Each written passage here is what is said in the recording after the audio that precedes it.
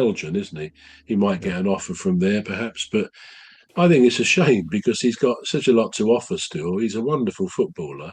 It is. And yet they seem to be thinking, no, he's not in our plans now. So Mm. I think we'll see the last of him. In fact, because next week is the great forthcoming cup final between my team, Crystal Palace, and Manchester City. So Yeah. it will be a privilege to actually witness one of his last games, I suspect, for Manchester City. Naturally, I hope he doesn't end up winning the cup, but if he were to, it will be a great thing for him to go out on. He's won everything else with them a few times over. So yeah, wonderful footballer, and I think a very likable sort of bloke. You get the feeling as he's interviewed, he's intelligent. Clearly, he knows what he wants, and he's a great footballer. So a great asset to the game and to Manchester City up to now, certainly. I mean, Yeah. on the point of Man City, I read as well the other day that Pep Guardiola says when his contract runs out, he will leave. Now he's signed up till 2027, Seventh, yeah. so I suppose there's two more years to go. And understandably, then he'll have been there a long, long time. He probably wants a rest mentally from it, and I think he said he's not sure whether he'll want to manage any more teams or another team.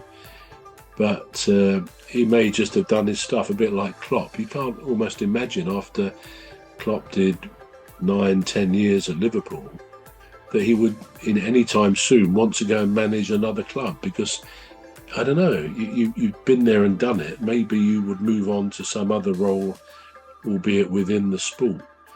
So yeah, so Man City, my hope had been, incidentally, talking of the cup final next week, that Haaland wouldn't be fit. But I think he is fit because he was on the bench the other day, wasn't he?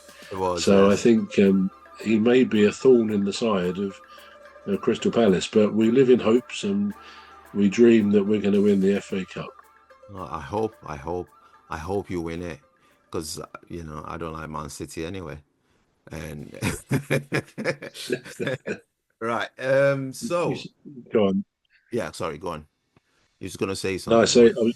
I was going to say, you say that about most teams who don't like that team. Well, I like Crystal Palace. I like Crystal Palace. Well, I like that's what matters. That's good. Yeah, That's I good. like Crystal Palace. Right. So Just as a point of interest, well, I'll right. interrupt you. Sorry. Go on. Just as an update, or tell me, we got our cup final tickets. How much do you think they are? Now we have gone for, as with the semi final, we've gone for the probably. I'm not saying they're the most expensive, but they are very much at that upper end.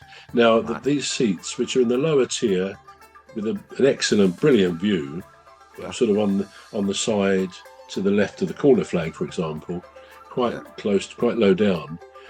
They were £90 in for the semi, which actually I thought was pretty good.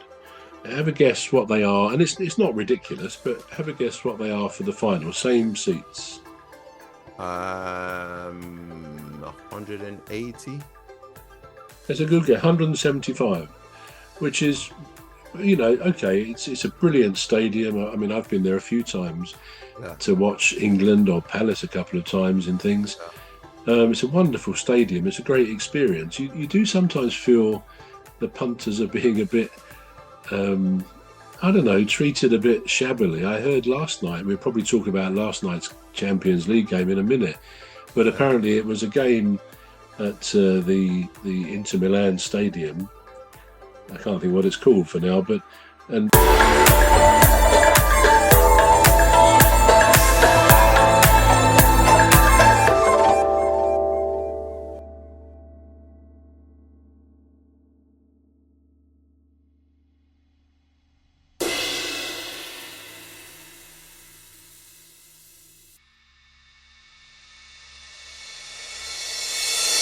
at the Inter Milan stadium.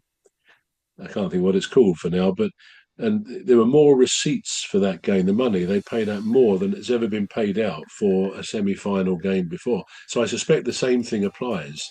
The authorities they know people are going to pay to see their team, so they hike up the charges. But anyway, be that as it may, it's a great experience to go to Wembley. But anyway, back to you.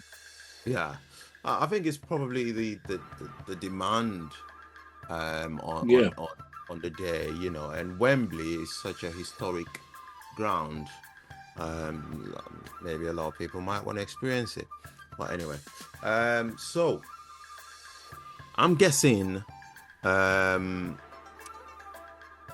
uh, Alexandra Trent, Trent. Trent, yeah, Trent Alexander. Trent Alexander-Arnold. Yeah. That's it, yeah. Trent Alexander-Arnold. I'm guessing he's definitely bound for Madrid. And so is a few other players that's going to be leaving the club. Now that we're talking about the captainship band, who do you think should be the next captain of Liverpool? I mean, I think Van Dijk's got a foot in the door, aren't he? Yeah, I think he's going. I think he is. Salah is definitely staying. For how long, we don't know. But who do you think? It's going to be a total revamp, isn't it, of the whole squad. So they're going to be looking to buy a lot more players. Nunes, do you think Nunes could be the next, or is he leaving as well? I think he's leaving. Is Right. word on the street, as they say. Yeah, I think he's going too. Yeah. So he's going. Well, who do you think should be the next captain of Liverpool?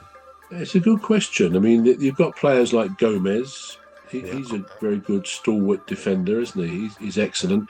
Gakpo, who's I suppose a striker, midfield. Is he attacking midfield? I think he's a brilliant player and possibly a bit underestimated. I'm not sure whether he will be captain material. I think probably Gomez would be, and of course we don't know who they may be buying.